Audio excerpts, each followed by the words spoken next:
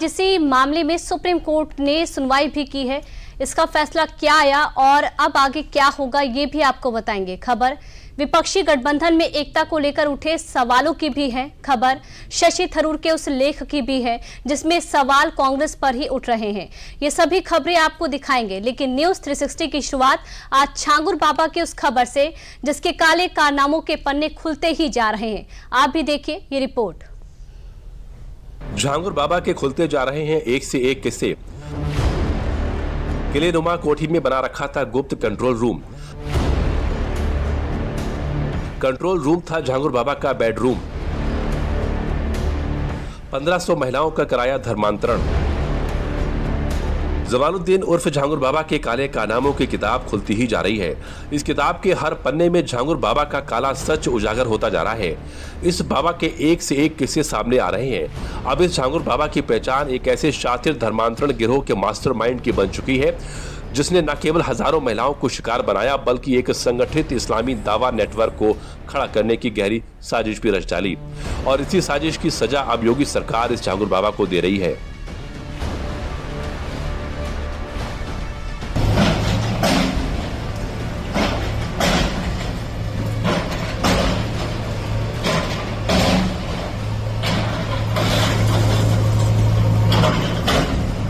UP के बलरामपुर में अवैध धर्मांतरण के सरगना जमालुद्दीन उर्फ छांगुर बाबा के काले का साम्राज्य पर तीसरे दिन भी बुलडोजर का एक्शन जारी रहा।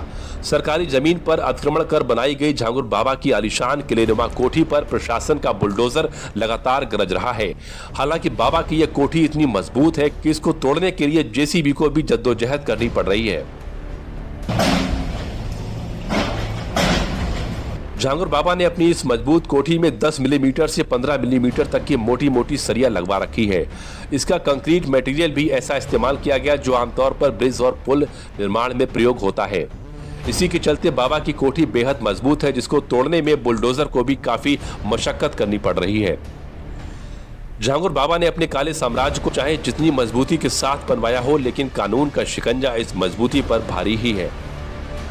ये बुलडोजर तब तक नहीं रुकेगा जब तक छांगुर बाबा की ये पूरी अवैध कोठी मिट्टी में नहीं मिल जाती। जान रहे हैं कि अभी ये बिल्डिंग डिमोलिश नहीं हुई, इसीलिए डिमोलिश जब तक नहीं होगी तब तक ये कार्रवाई चलती रहेगी। इसी के क्रम में आज भी इसमें बिल्डिंग पर जो है बुलडोजर द्वारा कार्रवाई की जा रही है। इसको डिमोलिश करने का प्रयास किया जा रहा है। डिमोलिश होने के बाद तरीके से जब ये डिमोलिश हो जाएगा तब ये कार्रवाई बढ़ेगी। बलरामपुर में छांगुर बाबा की जिस कोठी को जमींदोज किया जा रहा है ये किसी महल से कम नहीं है। पूरी कोठी सीसीटीवी कैमरे में लैस थी। प्राइवेट पावर प्लांट लगाया गया था। दर्जनों सोलर पैनल लगे थे। बाउंड्री पर कटीले तार बिछे थे। कथित तौर पर इनमें करंट दौड़ता था ताकि कोई कोठी के आसपास भी न भटक पाए। इतना ही नहीं, इसको लेकर और भी दावे किए जा रहे हैं। दावों के अनुसार इस कोठी के अंदर ही एक गुप्त कंट्रोल रूम भी था। इससे पूरे घर के सीसीटीवी कैमरों की निगरानी की जाती थी। कंट्रोल रूम बाबा का बेडरूम था।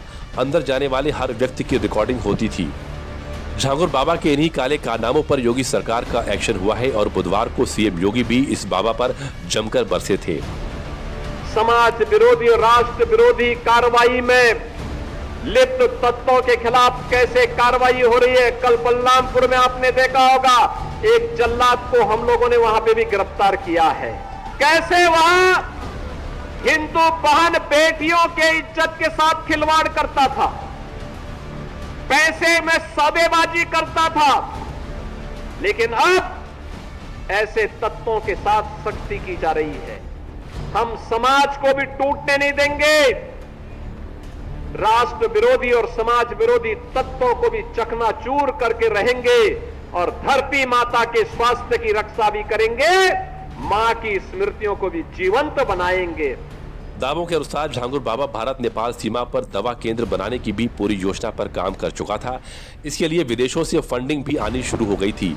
यही नहीं, इसकी अगुवाई में कुछ अनुयायियों और रिश्तेदारों ने भी कई शहरों में इस्लाम अपनाने के सार्वजनिक कार्यक्रम भी शुरू कर दिए थे। 2 साल पहले आजमगढ़ में उसके कुछ रिश्तेदारों पर अवैध धर्मांतरण कराने का केस भी दर्ज हुआ था। जानकारी के मुताबिक छांगुर बाबा करीब 1500 महिलाओं और लड़कियों का धर्मांतरण करा चुका है। इनमें निसंतान, विधवा, परित्यक्ता और मानसिक रूप से कमजोर महिलाएं शामिल थीं। वो पहले इन्हें आश्रय, चमत्कार और इलाज के नाम पर फंसाता था, फिर धीरे धीरे इनका ब्रेन वॉश करता था और धर्म बदलने को मजबूर कर देता था।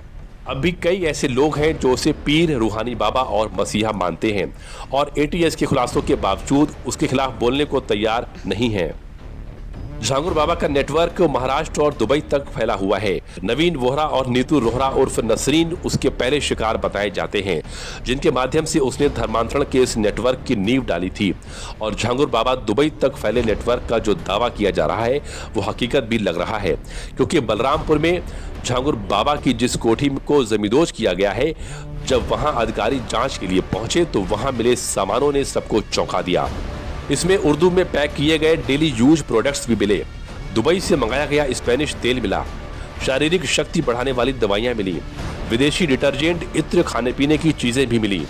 फिलहाल झांगुर बाबा एटीएस की हिरासत में है और जानकारी के मुताबिक पूछताछ के दौरान आरोपियों से एटीएस इस अवैध धर्मांतरण के पीछे फंडिंग से जुड़े हर वो सवालों का जवाब निकाल रही है जो समाज के लिए बहुत गंभीर बन चुके हैं, जैसे अब तक कितने लोगों का धर्म परिवर्तन कराया गया, इसका सटीक आंकड़ा, इस संगठित गिरोह के सदस्य किन किन राज्यों और जिलों में सक्रिय हैं, क्या इसके पीछे विदेशी ताकतों का इशारा था, इनकी खाड़ी देशों में किससे मुलाकात हुई और किन के निर्देश पर यह पूरा नेटवर्क चलाया जा रहा था।